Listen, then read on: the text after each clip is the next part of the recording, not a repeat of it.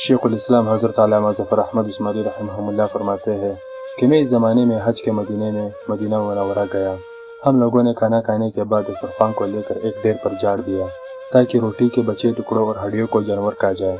تھوڑی دیر کے بعد جب میں اپنے کمرے سے باہر نکلا تو یہ دیکھ کر حیران رہ گیا کہ ایک خوبصورت 9 سال کا بچہ ان ٹکڑوں کو چن چن کر کھا رہا ہے۔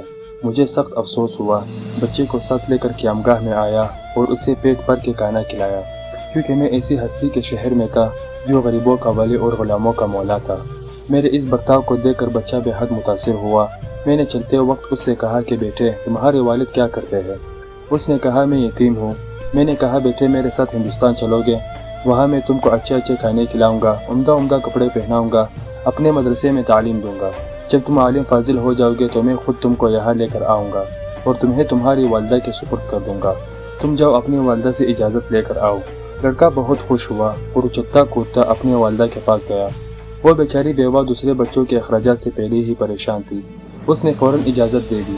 بچہ فوراً آیا اور مولانا کو بتایا کہ میں آپ کے ساتھ جاؤں گا، میری ماں نے اجازت دے دی ہے۔ پھر پوچھنے لگا کہ آپ کے شہر میں چنے ملتے ہیں؟ مولانا عثمانی رحمہ اللہ نے بتایا یہ ساری چیزیں وافر مقدار میں تمہیں ملے گی۔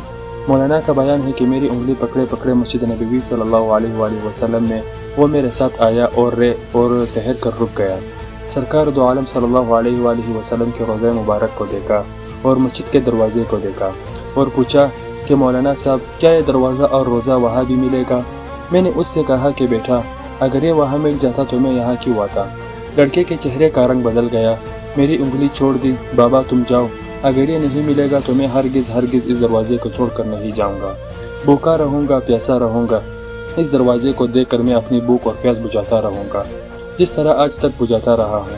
یہ کہہ کر بچہ رونے لگا اور اس کے عشق کو دیکھ کر میں بھی رونے لگا۔ جزاک اللہ۔